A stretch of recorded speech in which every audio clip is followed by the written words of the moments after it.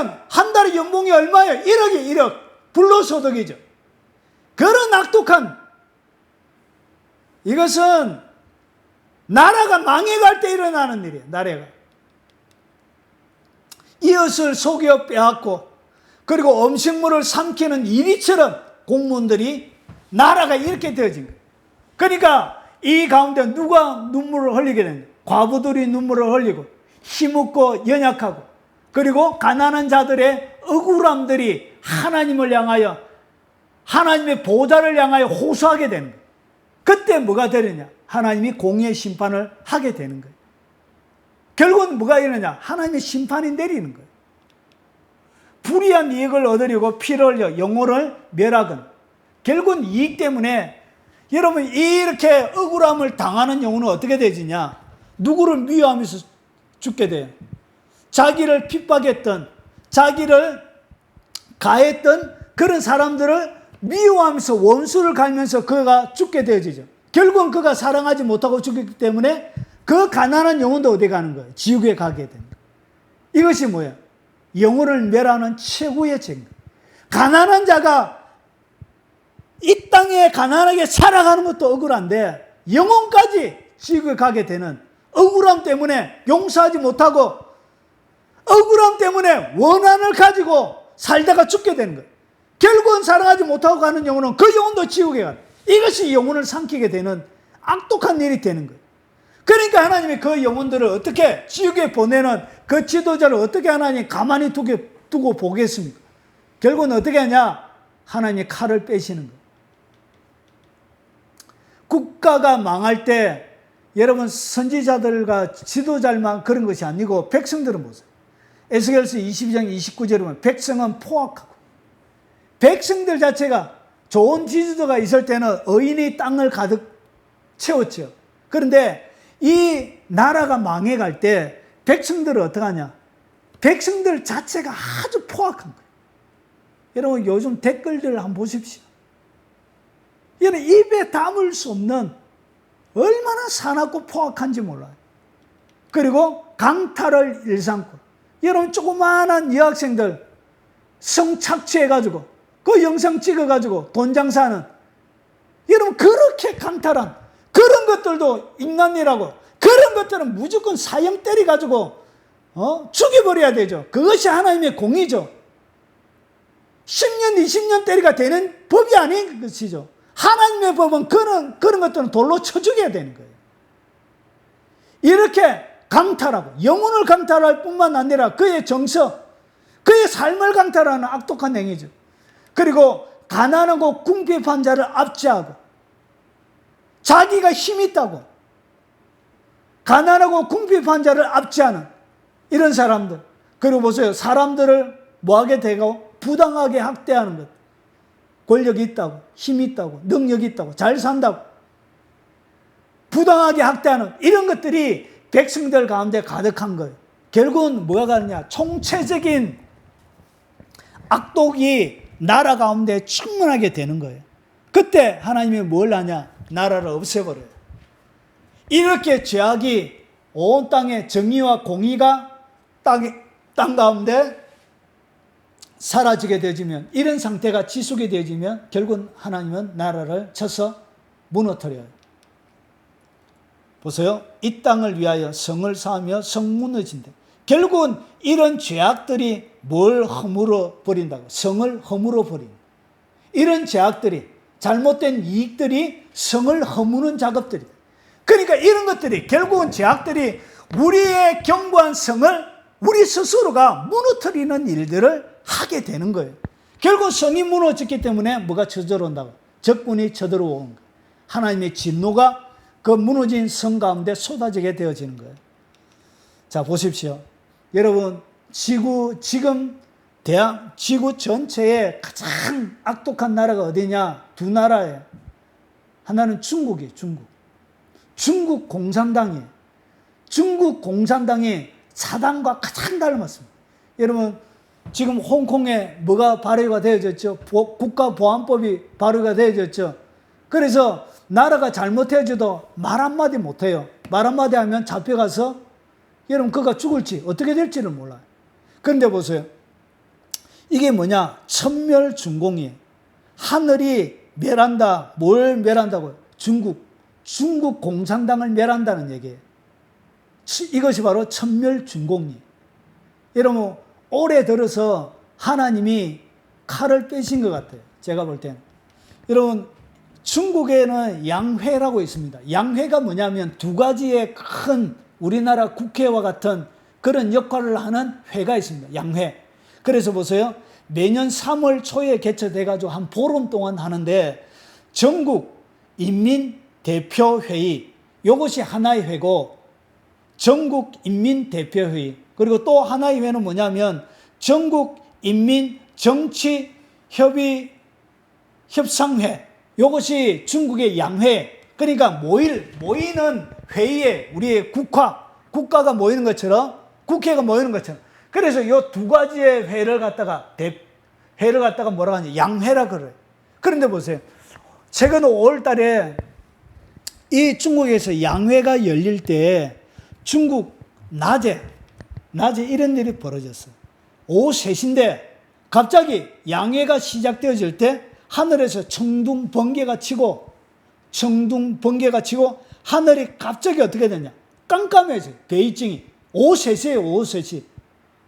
양회가 시작되어지는데 두 가지의 인민대표회의와 그 인민대표자회의가 시작되어지는데 하늘이 깜깜해져요.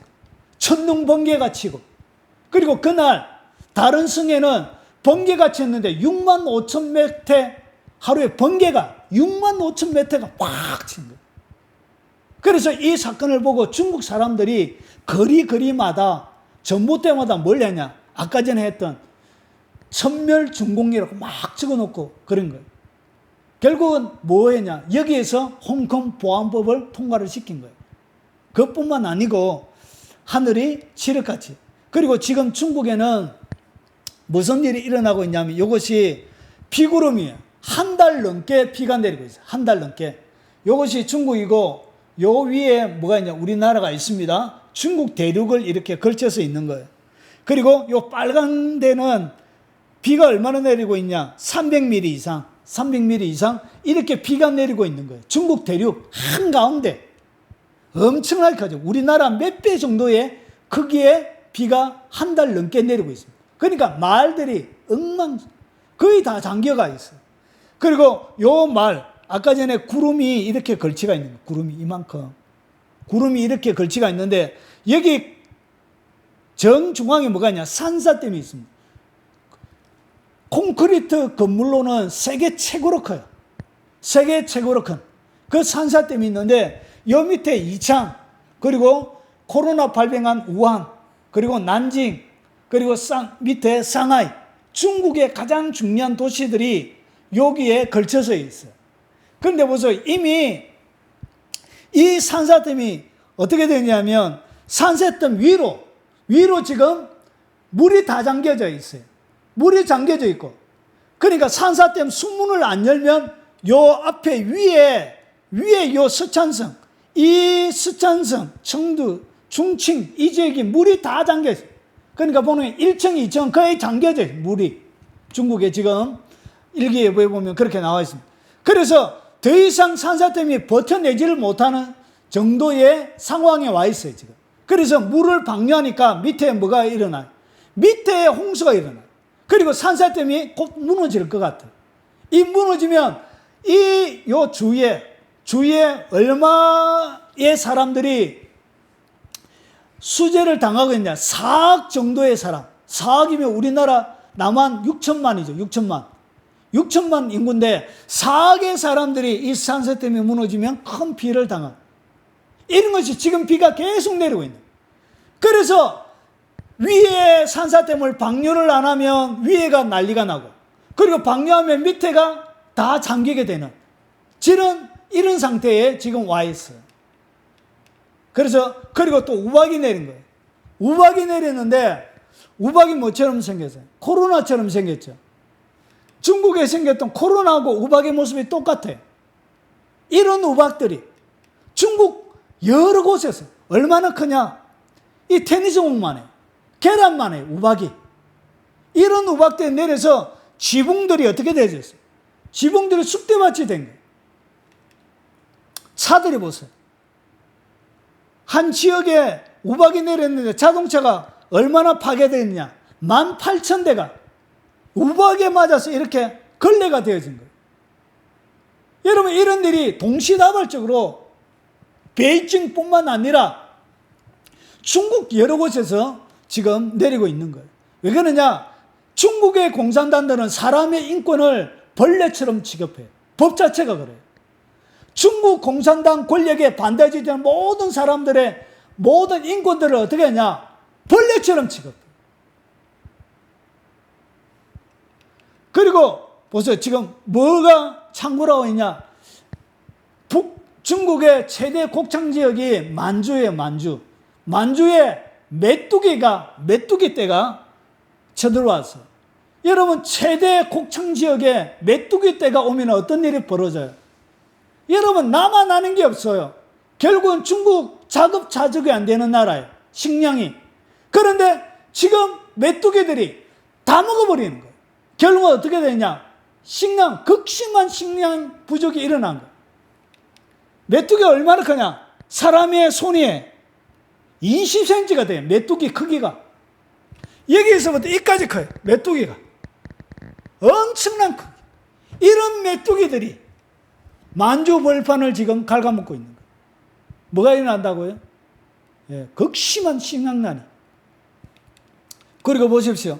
이 우한 코로나를 통해서 뭐가 무너진 거예요? 중국의 경제가 무너지고 있죠. 악한 지도자리 있을 때 하나님이 경제를 부흥하게 해주는데, 좋은 지도자리 있을 때 악한 지도자리 일어나니까 어떤 일이 벌어져요? 경제가 폭망하고 있는. 결국은 보세요. 상업뿐만 아니라 농업, 그리고 그들이 살아가는 그 삶의 터전들까지 비가 지금 계속 내리고 있어요. 한 달 가까이. 도로에 사람들이 목에까지 물이 차가지고 이렇게 헤엄치면서 다녀요. 그런데 더 심각한 것이 지금 또 일어나고 있는 7월 초에 뭐가 일어나냐? 이 돼지열병이에요. 이 돼지열병이 중국에 또 일어나고 있어요. 그런데 이것이 문제가 뭐냐? 과학자들이 중국에 일어난 이 돼지들 열병이 일어나면 우리 땅에 다 파묻고 하죠. 그런 돼지 엄청나게 무서운 거예요. 우리나라 멧돼지들이 막 북한에서 넘어오면서 이 돼지 열병 남한에 퍼뜨려가지고 얼마나 많은 돼지들을 땅에 묻은지 몰라요. 그런데 문제는 뭐냐? 이 열병이 아주 특이한 열병으로 이 돼지 열병이 이제 사람에게 전염되는 것을 발견한 거예요. 그런데 이 병원체를 조사를 해보니까 뭐가 가냐? 1918년도에 스페인의 독감, 인플루엔자죠. 스페인에 독감이 일어났는데 몇 명이 죽었냐? 5천만 명이 죽었어요. 우리나라 남한의 인구가 6천만이에요. 몇 명이 죽었다고? 5천만 명이. 우리 남한의 서울의 인구만 빼놓고 전체 다 죽었다는 거예요. 그만큼 엄청난 사람들이 죽게 되지는 그 열병과 이 똑같은 특징을 가지고 있는 돼지 열병이 사람에게 전염이 되지는 그런 열병이 중국에서 지금 일어난 거예요. 그래서 이것이 또 어디로 넘어올까요? 남한으로. 그리고 교통이 발달하면서 교통이 발달하지 않는 옛날에는 이 병들이 잘 전파가 안 되어졌어요. 그런데 교통이 발달하고 하니까 사람들이 이동 범위 폭이 넓어지니까 비행기 타고 옮기고 이렇게 하면서 무역하면서 옮기고 이러면서 전 세계적으로 퍼지면 코로나는 저리 가라. 이런 일들이 동시다발적으로 어디에 일어나고 있다고요? 지금 중국에. 결국은 이 중국은 몇 년 안에 망할 수밖에 없어요. 중국 망합니다. 그런데 우리나라 어리석은 정부가 뭘 하고 있죠? 중국을 좋아하고 미국을 적대시하고 있는 어리석은 정책을 펴고 있죠.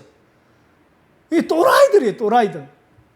중국은 망합니다. 망하게 되어져 있어요. 하나님의 진노의 칼이, 진노가 이미 온 나라를 덮었어요. 정의와 공의가 없어진 지 오래되었어요. 결국은 어떻게 됐냐? 사람의 원성들이 하나님의 보좌를 뒤흔들은 그 응답으로 하나님이 어떻게 하냐? 중국 멸망시킬 거예요. 산사댐도 터질 거예요. 머지않아. 이미 구글에 보면 산사댐이 기울어졌어요. 어떤 사람들은 한 5월 달에 터질 것이라고 예견한 사람들이 많이 있었는데 지금 물을 많이 방류하고 있죠. 여러분, 건강하지 못한 나라, 공의와 정의가 사라져버린 나라는 항상 망하게 되어 있습니다. 이것이 세계 역사가 우리에게 가르쳐 주고 있는 거예요. 여러분, 이것이 가장 악독한 마귀적인 나라예요, 중국이. 그 중국과 친해진다고 문재인이 미친놈이에요, 미친놈. 이 정부가 미쳐 들어가는 거예요.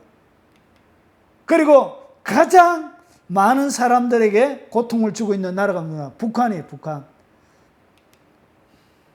북한이 왜 전쟁 안 일으키는 줄 아십니까? 남북 연락사무소 폭파하고 나서 여기 이유가 있습니다. 왜 전쟁을 안 일으키냐? 돈이 없어요. 돈이 없어요, 돈이. 전쟁을 할 만한, 전쟁하려고 하면 뭐가 필요해요? 기름 필요하죠, 군량미 필요하죠. 평양에도 배급을 못한 것이 3개월이 넘어요, 지금. 배급을 못해요, 돈이 없어서. 군량미가 있어야 전쟁을 하죠. 평양 가운데서 종합병원을 짓고 있습니다.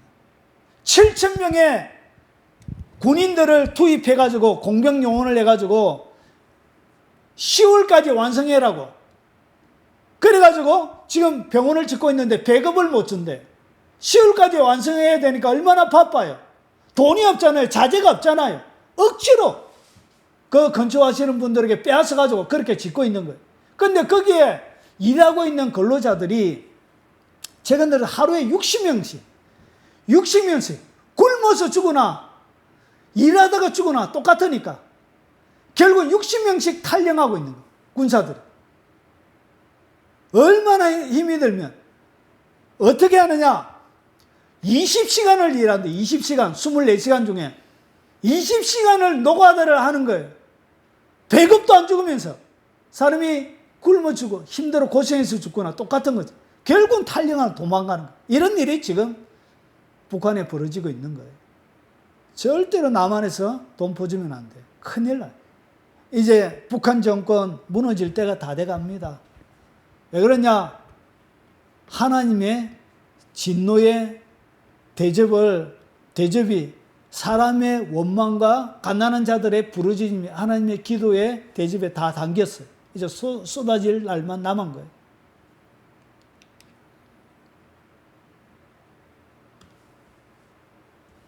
문재인 정부도 마찬가지입니다.